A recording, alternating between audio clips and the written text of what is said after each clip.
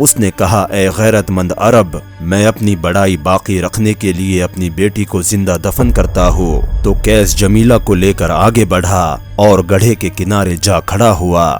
جمیلہ کا خوبصورت چہرہ اتر گیا، موت کی تصویر اس کے آنکھوں میں گھم گئی۔ وہ جلدی سے اپنے باپ کے پاؤں پر گر پڑی۔ اس نے کہا پیارے ابا مجھے بچا لو، میں تمہاری لونڈی بن کر رہوں گی۔ او ابا ابھی مجھے دفن نہ کرو۔ یہ کہتے ہی جمیلہ قیس سے لپٹ گئی اور اس کی نرگیزی آنکھوں سے آنسو کی دھار بہنے لگی۔ انسانوں کی اس بھیڑ میں ایک آدمی بھی ایسا نہ تھا جسے ذرہ برابر بھی اس لڑکی پر رحم آیا ہو اور اس معصوم بچی کو اس نے بچانے کی کوشش کی ہو۔ ریگستان کا ایک ایک ذرہ اس چیخ کو سن کر کانپ اٹھا، لیکن نہ پسیجے تو وہ انسان نہ پسیجے جو بھیڑیے کی شکل میں وہاں موجود تھے۔ ابھی یہ لوگ مکہ سے تھوڑی دور چلے ہی تھے کہ سامنے سے ایک 40 سالہ خوبصورت شخص آتے ہوئے نظر آئے۔ جب وہ اس مجمع کے قریب آئے تو ابرش نے انہیں دیکھا، مگر چہرے پہ چھائے رعب کی وجہ سے وہ انہیں نہ دیکھ سکا اور نظریں جھک گئی۔ تو ابرش نے کہا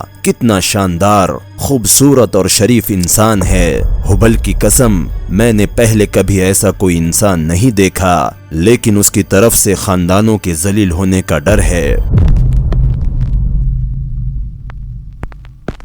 السلام علیکم دوستو، آپ کا استقبال ہے سیرت النبی کی اس مبارک سیریز میں۔ جن حضرات نے اس سیریز کے پچھلے ایپیسوڈز دیکھے ہیں وہ یہ جانتے ہوں گے کہ ہماری کہانی کس پیچیدہ موڑ پر آ کر رکی ہے۔ صرف اپنے معبودوں کی خوشی کے لیے کس طرح ایک سنگ دل باپ اپنے معصوم سی 10 سالہ بچی کو زندہ دفنانے کے لیے لے جا رہا ہے اور کس طرح لوگ اس کا ساتھ دے رہے ہیں، یہ پچھلے ویڈیو میں ہم نے جانا۔ اور آج اس ویڈیو میں ہم جانیں گے کہ جیسے یہ مجمع اس لڑکی کو دفنانے کے لیے آگے بڑھتا ہے تو ان کی ملاقات ہمارے پیارے نبی پاک صلی اللہ علیہ وسلم سے ہوتی ہے، اور پھر آگے کیا ہوتا ہے آئیے ہم اس ویڈیو میں جانتے ہیں۔ بسم اللہ الرحمن الرحیم۔ قیس کے مکان کے سامنے سینکڑوں آدمی کھڑے تھے، بہت سی عورتیں دف لیے کھڑی تھی۔ ان عورتوں اور مردوں میں ہر طبقے کے لوگ تھے۔ جس وقت جمیلہ کو انہوں نے دیکھا فوراً ہبل زندہ باد، لات زندہ باد کے نعرے بلند کرنے لگے۔ عورتوں نے دف بجا بجا کر گیت گانا شروع کیے۔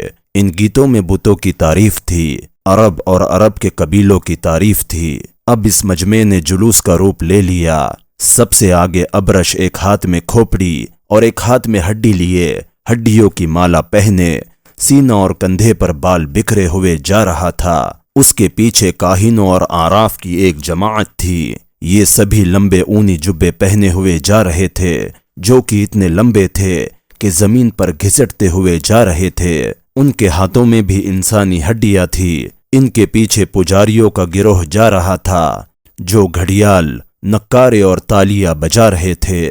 پجاریوں کے پیچھے عورتیں تھیں، سبھی تڑک بھڑک کپڑے پہنے ہوئی تھی۔ اکثر نوجوان عورتیں دف بجا بجا کر گا رہی تھی۔ انہی عورتوں کے گھیرے میں معصوم جمیلہ تھی جسے کچھ نہیں معلوم کہ کیا ہونے جا رہا ہے۔ عورتوں کے پیچھے کچھ بااثر اور دولت مند آرابی تھے۔ یہ سب لوگ بالکل خاموش تھے۔ قیس بن عاصم بھی ان کے ساتھ تھا۔ ان کے پیچھے عام لوگ تھے جو تھوڑی تھوڑی دیر سے بتوں کا نام لے کر ان کی زندہ باد کے نعرے لگائے جا رہے تھے۔ اس طرح یہ جلوس چاہے زمزم کے سامنے پہنچا۔ زمزم کے دونوں طرف نائلہ اور آصاف یہ دو بت تھے۔ تمام مجمع ان بتوں کے سامنے سجدے میں گر پڑا۔ تھوڑی دیر بعد جب انہوں نے سر اٹھایا تو سب کے ماتھے دھول سے سنے تھے۔ اب یہ لوگ شہر سے باہر کو چلے اور اسی ترتیب سے یہاں آئے بھی تھے۔ یہاں آ کر مجمع بہت کچھ بڑھ گیا تھا۔ اب اس مجمع میں بہت سے ایسے لوگ شامل ہو گئے تھے جن کے گودوں میں دودھ پیتی بچیاں موجود تھی۔ بت پرستوں کا ایک گروہ مکہ سے نکل کر باہر ایک کھلے میدان میں آ پہنچا۔ سفید سفید ریت چمک رہی تھی۔ ابھی یہ لوگ مکہ سے تھوڑی دور چلے ہی تھے کہ سامنے سے ایک 40 سالہ خوبصورت شخص آتے ہوئے نظر آئے۔ یہ عرب بہت ہی خوبصورت تھے۔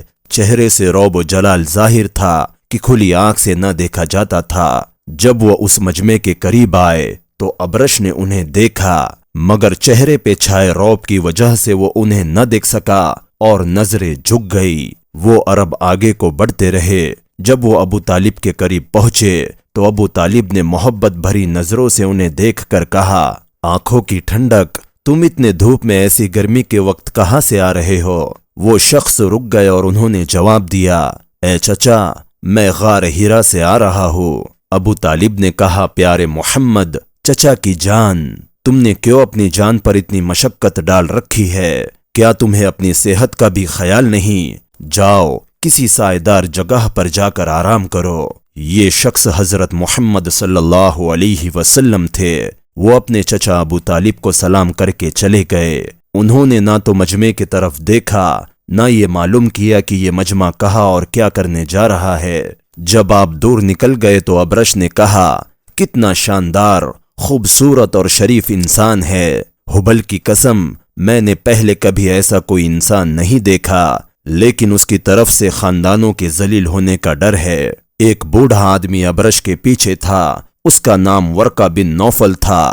ورقہ عربی زبان کے ماہر تھے، تورات اور انجیل کا پورا علم رکھتے تھے۔ انہوں نے کہا، ابرش، اندیشہ نہ کرو، اگر ہمارے خداؤں میں یہ طاقت ہے کہ وہ اپنی اپنی رسوائی پر رسوا کرنے والے کو سزا دے سکے تو وہ خود سزا دے لیں گے، ہم کیوں فکر کرے؟ ابرش نے کہا، ورقہ، تم سچ کہتے ہو، مگر مجھے ڈر ہے کہ شاید وہ سزا نہ دے سکے۔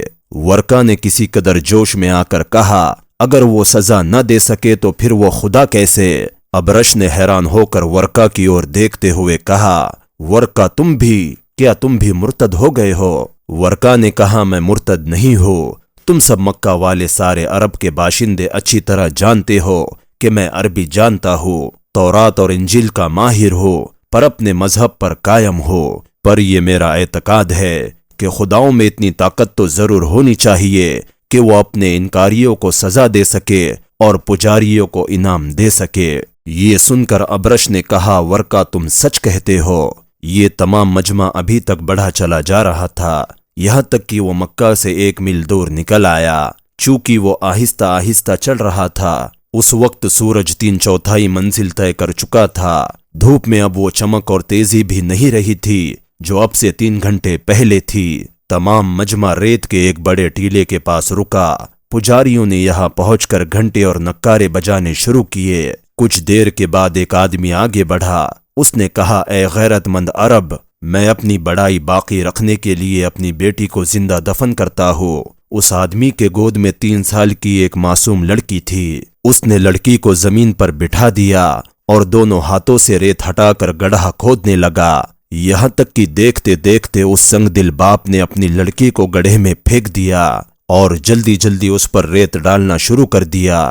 لڑکی چیختی چلاتی رہ گئی۔ ریگستان کا ایک ایک ذرہ اس چیخ کو سن کر کانپ اٹھا، لیکن نہ پسیجے تو وہ انسان نہ پسیجے جو بھیڑیے کی شکل میں وہاں موجود تھے۔ پھر کیا تھا، اس کے بعد جو لوگ لڑکیاں لے کر آئے تھے سب نے معصوم لڑکیوں کو گڑھے کھود کھود کر دفن کرنا شروع کر دیا۔ اب کئی آدمیوں نے مل کر ایک بڑا اور گہرا گڑھا کھودا۔ جب گڑھا تیار ہو گیا تو قیس جمیلہ کو لے کر آگے بڑھا اور گڑھے کے کنارے جا کھڑا ہوا۔ جمیلہ دیکھ چکی تھی کہ گڑھوں میں لڑکیاں دفن ہو گئی ہے۔ اسے اس کا احساس ہو چلا تھا کہ جس گڑھے کے کنارے وہ کھڑی ہے اس میں وہ دفن کی جائیں گی۔ اس نے حسرت بھری نظروں سے اپنے باپ قیس کی طرف دیکھا، کہا، پیارے ابا، کیا تم مجھے اس گڑھے میں یہاں دفن کرنے کے لیے لائے ہو؟ قیس نے کہا، ہاں جمیلہ، تم نے ٹھیک سمجھا۔ عرب میں لڑکیوں کے رہنے سہنے اور پلنے بڑھنے کی گنجائش نہیں ہے۔ جمیلہ گھبرا گئی۔ اس نے پوچھا، میرا قصور کیا ہے؟ تم مجھے کیوں دفن کرنا چاہتے ہو؟ قیس نے کہا، ہماری خاندانی بڑھائی اور نجی غیرت ہمیں ایسا کرنے پر مجبور کرتی ہے۔ جمیلہ رونے لگی۔ اس نے ہاتھ جوڑ کر کہا، ابا، پیارے ابا، اگر تم مجھے کھانا اور کپڑا نہیں دے سکتے مت دو، میں ننگی اور بھوکی رہ لوں گی۔ او ابا، ابھی مجھے دفن نہ کرو۔ یہ کہتے ہی جمیلہ قیس سے لپٹ گئی اور اس کی نرگیزی آنکھوں سے آنسو کی دھار بہنے لگی۔ قیس کی درندگی نے جوش مارا۔ اس نے کڑک کر کہا، ابھی دفن نہ کروں تو کیا تجھے اسی لیے زندہ رکھوں کہ تو بڑی ہو کر بیاہی جائے، کوئی آدمی میرا داماد بنے، تمام عرب میں میرا سر ذلت سے جھک جائے؟ کبھی نہیں، ہمارے خاندان میں کوئی لڑکی زندہ نہیں رکھی گئی۔ جمیلہ کا خوبصورت چہرہ اتر گیا۔ موت کی تصویر اس کے آنکھوں میں گھم گئی۔ وہ جلدی سے اپنے باپ کے پاؤں پر گر پڑی۔ اس نے کہا پیارے ابا مجھے بچا لو، میں تمہاری لونڈی بن کر رہوں گی۔ بے رحم باپ نے جمیلہ کو اٹھا کر گڑھے میں پھینک دیا۔ گڑھا گہرا مگر تنگ تھا، جمیلہ اوندھے منہ گر پڑی۔ کیس نے جلدی جلدی گڑھے میں ریت گرانا شروع کر دیا۔ جمیلہ اٹھنے کی کوشش کر رہی تھی لیکن ریت اتنے تیزی سے اس کے اوپر گر رہی تھی کہ اسے اٹھ کر کھڑی ہونے کی مہلت بھی نہ ملتی تھی۔ لڑکی چیخ چیخ کر رو رہی تھی لیکن کیس پر اس کے رونے کا کوئی اثر نہ تھا، وہ برابر ریت ڈالنے میں لگا ہوا تھا۔ جمیلہ کا دم گھٹنے لگا، وہ اور زور سے چیخنے لگی۔ بے رحم باپ نے اور تیزی سے ریت ڈالنا شروع کیا۔ انسانوں کی اس بھیڑ میں ایک آدمی بھی ایسا نہ تھا جسے ذرہ برابر بھی اس لڑکی پر رحم آیا ہو اور اس معصوم بچی کو اس نے بچانے کی کوشش کی ہو۔ آہستہ آہستہ لڑکی کی آواز بند ہونے لگی، ریت برابر ڈالی جاتی رہی یہاں تک کہ بچی کی آواز پوری طرح بند ہو گئی۔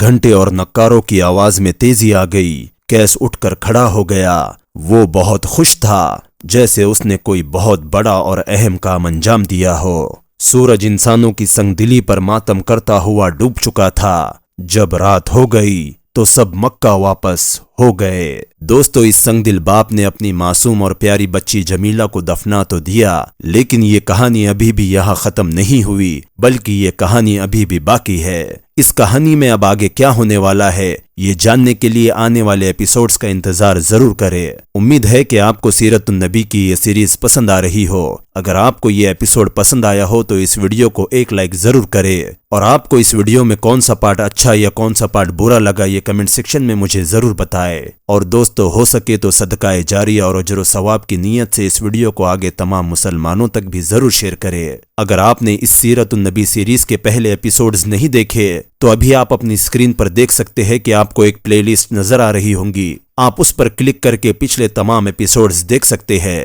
دوستو یہ سیرت النبی کی سیریز آگے انشاءاللہ بہت لمبی چلنے والی ہے، اسی لیے اس سیریز میں میرے ساتھ بنے رہنے کے لیے اس چینل کو لازمی سبسکرائب کرے اور آگے آنے والے ہر ویڈیو کی اطلاع آپ کو نوٹیفیکیشن کے ذریعے ملے، اسی لیے آپ بیل آئیکن کو بھی لازمی پریس کرے۔ انشاءاللہ اگلے ویڈیو میں آپ سے پھر ملاقات ہوگی، تب تک آپ اپنا اور اپنے ایمان کا خوب خیال رکھے اور اس ویڈیو کو زیادہ سے زیادہ لوگوں تک آگے شیئر کرتے رہے۔ السلام علیکم۔